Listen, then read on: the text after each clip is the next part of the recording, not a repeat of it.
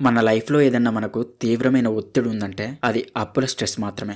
దీన్ని మించింది మరొకటి ఉండదు. సరే ఆ అప్పు బయట నుండి తెచ్చుకున్నా వాళ్ళని కొన్ని రోజులు ఆపొచ్చు. మనం ముందుగానే నిర్ణయించుకున్న వడ్డీతోని. కానీ ఈ బ్యాంక్స్ నుండి తెచ్చుకునే అప్పుల్ని ఆపడం, ఆ వడ్డీలను తట్టుకోవడం, ఒకవేళ పేమెంట్స్ లేట్ అయితే ఆ ఫైన్స్‌ని, ఆ కాల్స్‌ని, ఆ ఎంక్వైరీస్‌ని ఇక 1 లేదా 2 నెలలు లేట్ అయితే వచ్చే ఆ లీగల్ నోటీసుల వల్ల అయితే మనం ఏదో క్రిమినల్ నేరం చేసినట్లు గిల్టీగా అనిపిస్తూ ఉంటుంది. కానీ వాళ్ళు ఎంత ఇబ్బంది పెట్టి ఏం లాభం ఉండదు. ఎందుకంటే మన దగ్గర డబ్బులు లేకపోవడానికి, అలాగే మనం కట్టలేని స్థితిలో ఉండడానికి సరైన కారణం ఉంటే బ్యాంక్స్ కూడా మనల్ని ఏం చేయలేక సెటిల్మెంట్ ఆఫర్ ఇస్తుంది.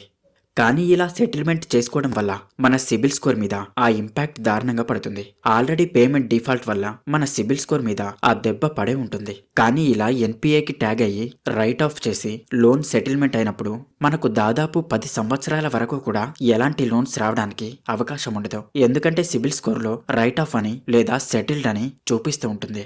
బ్యాంక్స్ దృష్టిలో మనం ఒక మొండి బకాయి కింద అప్పు తీసుకొని ఎగ్గొట్టే వాళ్ళ కింద జమ చేయబడతాం కాబట్టి. కానీ మన సిచ్యువేషన్ దరిద్రంగా ఉన్నప్పుడు సెటిల్మెంట్ తప్ప వేరొక మార్గం ఉండదు. ఈ సెటిల్మెంట్ కూడా అంత ఈజీగా రాదు. మన లోన్ సెటిల్మెంట్ అవ్వడానికి కూడా కొన్ని రిస్ట్రిక్షన్స్, అలాగే కొన్ని వెరిఫికేషన్స్ కూడా ఉంటాయి. బేసిక్గా బ్యాంక్స్ మనకు సెటిల్మెంట్ ఆఫర్ని ఎప్పుడు ఇస్తుంది? ఇనిషియల్గా మన యొక్క లోన్స్ కానీ క్రెడిట్ కార్డ్ డ్యూస్ కానీ డిఫాల్ట్ అయినప్పుడు ముందుగా బ్యాంక్స్ నుండి మనకు కాల్స్ వస్తాయి. పేమెంట్ చేయమని చెప్పి రీమైండ్ చేస్తారు. నెంబర్ ఆఫ్ టైమ్స్ అలా రీమైండ్ చేసిన తర్వాత అయినా కానీ మీరు పేమెంట్ చేయలేకపోతే బ్యాంక్స్ నుండి మీకు విజిటింగ్ ఇవ్వడానికి ఒక ఎగ్జిక్యూటివ్ని పంపిస్తారు. వాళ్ళు వచ్చి డబ్బులు కట్టమని చెప్తారు. మీరు రేపో ఎల్లుండో కడతా అంటారు. నా పరిస్థితి బాగలేదు, అర్థం చేసుకోండి అంటారు. అలా ఆ ఎగ్జిక్యూటివ్ కూడా 4-5 సార్లు మీ ఇంటి చుట్టూ తిరిగినా మీరు పేమెంట్ చేయలేకపోతే సరిగ్గా 30 రోజుల తర్వాత ఫైనల్ రిమైండర్గా వార్నింగ్ లెటర్ పంపిస్తారు. ఈ ఫైనల్ రిమైండర్ కూడా మీ నుండి లాభదాయకంగా వాళ్ళకు ఎటువంటి రెస్పాండ్ కనపడకపోతే మళ్ళీ 60 రోజుల తర్వాత ప్రీ లీగల్ నోటీస్ పంపిస్తారు. ఇప్పటికే ఓవర్ డ్యూ అయిందని కలెక్షన్ టీం ఇంటికొచ్చి మాట్లాడతారు. అయితే ఇది లీగల్ నోటీస్ అయితే కాదు. 90 రోజుల తర్వాత మీ లోన్ని ఎన్పిఏగా క్లాసిఫై చేసి బ్యాంక్ లీగల్ నోటీసులు పంపడానికి సిద్ధమవుతుంది. 90 నుంచి 120 రోజుల మధ్య యాక్చువల్ లీగల్ నోటీసులు పంపించే అవకాశం ఉంటుంది. అంటే 3 నుండి 4 నెలలు కట్టకపోతే లీగల్ నోటీసులు వచ్చే ఛాన్స్ ఎక్కువ. ఇక బ్యాంకు మనకు పంపే లీగల్ నోటీసులు ఏంటంటే ముఖ్యంగా 4 లీగల్ నోటీసులు ఉంటాయి. మొదటిది డిమాండ్ నోటీస్, రెండవది లోన్ రీకాల్ నోటీస్, మూడవది కన్సాలిడేషన్ నోటీస్, నాలుగవది ఆర్బిట్రేషన్ నోటీస్.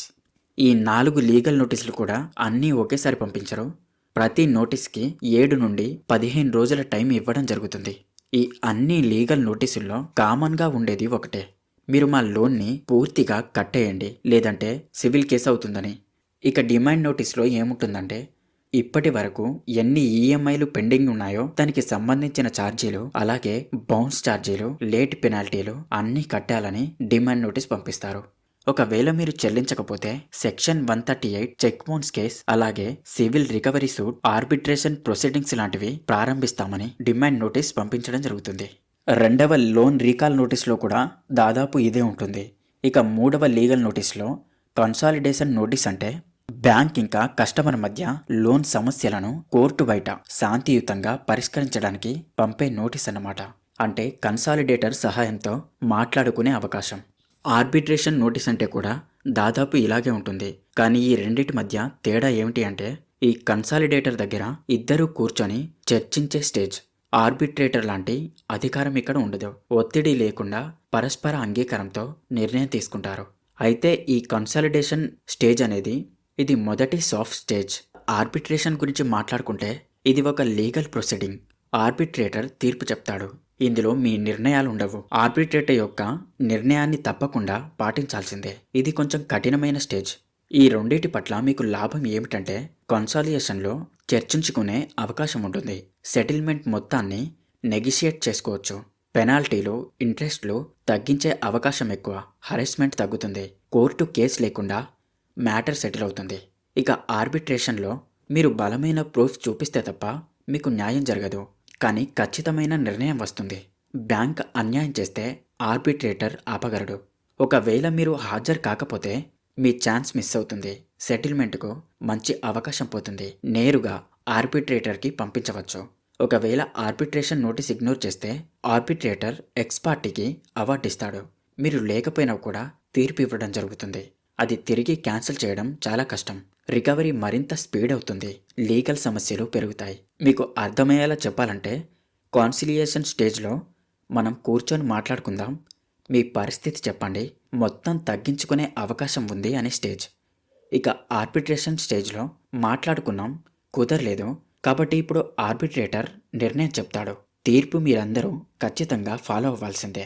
జనరల్గా బ్యాంక్ మీ లోన్ సెటిల్మెంట్ కోసం ఎలాంటి రీజన్స్ని యాక్సెప్ట్ చేస్తుంది, మీరు చెప్పిన రీజన్స్ పట్ల ఎలాంటి వెరిఫికేషన్ చేస్తుందో ఇప్పుడు క్లియర్గా తెలుసుకుందాం. ముందుగా ఎలాంటి రీజన్స్ని యాక్సెప్ట్ చేస్తుందో తెలుసుకుందాం. అయితే ముఖ్యంగా ఒక 10 రీజన్స్ని బ్యాంక్ వాళ్ళు కామన్గా యాక్సెప్ట్ చేస్తూ ఉంటారు. అందులో 8 అయితే ఖచ్చితంగా యాక్సెప్ట్ చేస్తారు. అవి కూడా మీరు జెన్యూన్గా ఉన్నప్పుడే. ఇందులో మొట్టమొదటిది ఉద్యోగం కోల్పోవడం, ఆదాయం తగ్గడం. రెండవది ఆరోగ్య సమస్యలు, తీవ్రమైన వైద్య ఖర్చులు. మూడవది వ్యాపార నష్టాలు, ఆదాయం నిలిచిపోవడం. నాలుగవది కుటుంబ పరిస్థితులు, ఒక్కరికే బాధ్యతలు. ఐదవది తీవ్రమైన అప్పుల ఒత్తిడి. ఆరవది ఆదాయం వచ్చే సోర్స్ మారడం, దానివల్ల ఆదాయం తగ్గిపోవడం. ఏడవది వ్యక్తిగత కారణాలు, విడాకులు లేదా కుటుంబ సమస్యలు. ఇక ఎనిమిదవది ఆస్తి నష్టం, ప్రకృతి వైపరీత్యం. తొమ్మిదవది మీరే స్వయంగా ముందుగానే రుణం తీర్చేయాలని అనుకోవడం. పదవది బ్యాంకు ఫిర్యాదులు పెరగకుండా ఒక క్లియర్ క్లోజర్ కావాలనుకోవడం. ఈ 10 రీజన్స్లో చివరి 2 రీజన్స్ అయితే దాదాపు 90% యాక్సెప్ట్ చేయవు. మిగతా 8 మాత్రం జెన్యూన్ వెరిఫికేషన్ జరిగిన తర్వాత ఖచ్చితంగా యాక్సెప్ట్ చేయడానికి వీలుంటుంది. అయితే ఈ 10 రీజన్స్కి వెరిఫికేషన్స్ ఏ విధంగా చేస్తారో ఇప్పుడు తెలుసుకుందాం. మొట్టమొదటిది ఉద్యోగం కోల్పోవడం. ఈ రీజన్ యొక్క వెరిఫికేషన్ ఎలా చేస్తారు అంటే ఇందులో ముందుగా రిలీవింగ్ లెటర్ అలాగే టర్మినేషన్ లెటర్ కూడా అడగడం జరుగుతుంది. లాస్ట్ 3 to 6 months యొక్క శాలరీ స్లిప్స్ అడుగుతారు. బ్యాంక్ స్టేట్మెంట్స్లో శాలరీ క్రెడిట్ అవ్వడం ఆగిపోయాయో లేదో అని ఎంక్వైరీ చేయడం జరుగుతుంది. కంపెనీ హెచ్ఆర్కి కాల్ చేసి ఎంప్లాయ్మెంట్ స్టేటస్ని చెక్ చేస్తారు. ఇక రెండవది ఆరోగ్య సమస్యలు, తీవ్రమైన వైద్య ఖర్చులు.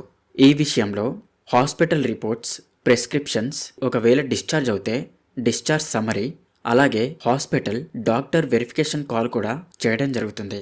బ్యాంక్ స్టేట్మెంట్స్లో మెడికల్ పేమెంట్స్ ఉన్నాయో లేదో అని చూడటం జరుగుతుంది. ఇన్సూరెన్స్ క్లెయిమ్ డీటెయిల్స్ని వెరిఫై చేయడం జరుగుతుంది. ఇంకా ఇన్కమ్ డ్రాప్ చెక్ చేస్తారు. కొన్నిసార్లు హాస్పిటల్ని పర్సనల్గా కూడా విజిట్ చేస్తారు. మూడవది వ్యాపార నష్టం, ఆదాయం నిలిచిపోవడం. ఈ విషయంలో profit and loss, balance sheet, GST returns చూడటం జరుగుతుంది. బిజినెస్ యొక్క బ్యాంక్ స్టేట్మెంట్స్లో రెవెన్యూ తగ్గిందా అని చూడటం జరుగుతుంది. బిజినెస్ లొకేషన్ కూడా విజిట్ చేస్తారు. వెండర్ ఇంకా సప్లయర్ వెరిఫికేషన్ కూడా చేసుకుంటారు. గత 6 నుండి 12 నెలల యొక్క సేల్స్ యొక్క బిల్స్ కూడా చెక్ చేయడం జరుగుతుంది. చివరిగా సిఏ సర్టిఫైడ్ లాస్ సర్టిఫికేట్ని కూడా అడగడం జరుగుతుంది. ఇక నాలుగవది కుటుంబ పరిస్థితులు, ఒక్కరికే బాధ్యతలు. ఈ రీజన్లో వెరిఫికేషన్ ఎలా జరుగుతుంది అంటే బ్యాంక్ స్టేట్మెంట్స్ ద్వారా హౌస్ హోల్డ్ ఎక్స్పెన్సెస్ అనాలిసిస్ చేస్తారు. శాలరీ స్లిప్స్ అలాగే ఐటీఆర్ ద్వారా ఆదాయం సరిపోతుందా లేదా అని చెక్ చేయడం జరుగుతుంది. డిపెండెంట్స్ యొక్క మెడికల్ ఇంకా ఎడ్యుకేషన్ ప్రూఫ్స్ కూడా కొన్ని కేసుల్లో అడగడం జరుగుతుంది. పర్సనల్ టెలిఫోనిక్ ఇంటర్వ్యూ కూడా చేస్తారు. ఇక ఐదవది తీవ్రమైన అప్పుల ఒత్తిడి. ఈ కేసులో other loan statements, credit card outstanding ప్రూఫ్స్ని చెక్ చేయడం జరుగుతుంది. సిబిల్ రిపోర్ట్ని అనాలిసిస్ చేస్తారు. బ్యాంక్ స్టేట్మెంట్స్లో ఈఎంఐ బర్డెన్ చూడడం జరుగుతుంది. పర్సనల్ ఇంటర్వ్యూ చేస్తారు. ఓవర్ డ్యూ నోటీసెస్ అలాగే లీగల్ నోటీసెస్ని చెక్ చేస్తారు. అన్ని కేసుల్లో హోమ్ విజిట్ని తప్పనిసరిగా చేస్తారు. ఆరవది ఇన్కమ్ సోర్స్ మార్చడం వల్ల ఆదాయం తగ్గడం. ఈ కేసులో వెరిఫికేషన్ ఎలా చేస్తారు అంటే new income proof, offer letter, business proof, old income యొక్క శాలరీ స్లిప్స్ అలాగే స్టేట్మెంట్స్ని చెక్ చేస్తారు. రెండిటిని కంపేర్ చేస్తారు. బ్యాంక్ స్టేట్మెంట్స్లో ఇన్కమ్ డ్రాప్ని అబ్జర్వ్ చేస్తారు. ఐటీఆర్ అలాగే జిఎస్టీ కంపారిజన్ చేస్తారు. పర్సనల్ ఇంటర్వ్యూ తప్పనిసరిగా చేస్తారు. కొన్ని కేసుల్లో కొత్త వర్క్ ప్లేస్ని, బిజినెస్ ఉంటే బిజినెస్ని వెరిఫికేషన్ చేస్తారు. ఏడవది ఆస్తి నష్టం, ప్రకృతి వైపరీత్యం. ఈ కేసులో damage photos, repair estimates, local certificates check చేస్తారు. ఇన్సూరెన్స్ కంపెనీ యొక్క సర్వే రిపోర్ట్ని వెరిఫికేషన్ చేస్తారు. లోకల్ అథారిటీస్ అంటే ఎంఆర్ఓ, మున్సిపాలిటీ కన్ఫర్మేషన్ తీసుకుంటారు. బ్యాంక్ స్టేట్మెంట్స్లో రిపేర్ ఎక్స్పెన్సెస్ని గమనిస్తారు. ఫిజికల్ సైట్ ఇన్స్పెక్షన్స్ కూడా చేస్తారు. లోకల్ పీపుల్స్ని అంటే మన ఇంటి చుట్టూ లేదా ఏదైతే డ్యామేజ్ ఉందో ఆ ప్లేస్లో ఆ డ్యామేజ్ గురించి ఇతరులను ఎంక్వైరీ చేయడం జరుగుతుంది.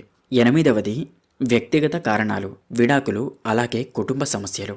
ఈ రీజన్లో వెరిఫికేషన్ ఎలా చేస్తారు అంటే ఇవి సెన్సిటివ్ అలాగే పర్సనల్ ఇష్యూస్ కావడంతో బ్యాంక్ చాలా జాగ్రత్తగా వ్యవహరిస్తుంది. అయినా కూడా వెరిఫికేషన్ తప్పదు. ఇందులో డివర్స్ రిలేటెడ్ డాక్యుమెంట్స్ ని అడగడం జరుగుతుంది. Divorce petition, court notice, separation agreement, maintenance orders ఒకవేళ ఉంటే. కొన్ని బ్యాంకులు ఇవే అడగకపోవచ్చు, కానీ సెటిల్మెంట్ అమౌంట్ ఎక్కువైతే ఖచ్చితంగా అడుగుతారు. కుటుంబ భేదాలు, తగాదాలు వంటి కారణాలన్నీ ప్రూవ్ చేయడం చాలా కష్టం. కాబట్టి బ్యాంక్ ఏ రకమైన డాక్యుమెంట్ అడగకపోయినా మీ మాట కన్సిస్టెన్సీ, మీ ఫినాన్షియల్ సిచ్యువేషన్ ఇవన్నీ అబ్జర్వ్ చేస్తుంది. కుటుంబ సమస్యల వల్ల మీ ఫినాన్షియల్ స్టెబిలిటీ ప్రభావం పడిందా అని బ్యాంక్ ఖచ్చితంగా చెక్ చేస్తుంది. హౌస్ హోల్డ్ ఎక్స్పెన్సెస్ ఇంక్రీజ్ అయ్యాయా, లీగల్ ఎక్స్పెన్సెస్ ఉన్నాయా, ఇన్కమ్ డ్రాప్ ఉందా, ఈఎంఐలు బౌన్స్ అయ్యాయా, బ్యాంక్ స్టేట్మెంట్ ద్వారా నిజం సులభంగా అర్థమవుతుంది.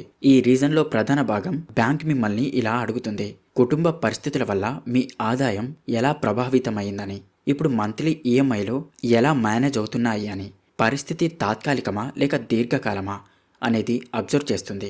సెటిల్మెంట్ తప్ప రీపే చేయలేని పరిస్థితి ఉందా లేదా అని గమనిస్తుంది. మీ మాటల్లో కన్సిస్టెన్సీ ఉంటే బ్యాంక్ నమ్ముతుంది. ఇక 9వది ముందుగానే రుణం తీర్చాలి అనుకోవడం. ఈ రీజన్లో బ్యాంక్ స్టేట్మెంట్ అలాగే ఇన్కమ్ ప్రూఫ్ అడుగుతుంది. దీని ద్వారా మీరు కష్టాల్లో లేరని నిర్ధారణ చేసుకుంటుంది. రీపేమెంట్ బిహేవియర్ని చెక్ చేస్తుంది. అయితే ఈ రీజన్ సెటిల్మెంట్కు అర్హత కాదు. సో ఈ రీజన్లో ఖచ్చితంగా ఫుల్ రీపేమెంట్ మాత్రమే సూచిస్తారు. ఫిర్యాదులు పెరగకుండా క్లియర్ క్లోజర్ కావాలనుకోవడం, ఇది కూడా సెటిల్మెంట్కు సరైన రీజన్ కాదు. కాబట్టి బ్యాంక్ ఫుల్ పేమెంట్ మాత్రమే సూచిస్తుంది. సో బ్యాంక్ కామన్గా ఈ 8 రీజన్స్ని ఖచ్చితంగా యాక్సెప్ట్ చేయడానికి అవకాశం ఉంటుంది. సో ఈ వీడియో కనుక మీకు యూస్ఫుల్ అనిపిస్తే ఇలాంటి మరిన్ని వీడియోస్ కోసం వీడియోని లైక్ చేసి మన వెల్త్ వేవ్ ఛానల్ని సబ్స్క్రైబ్ చేసుకోండి.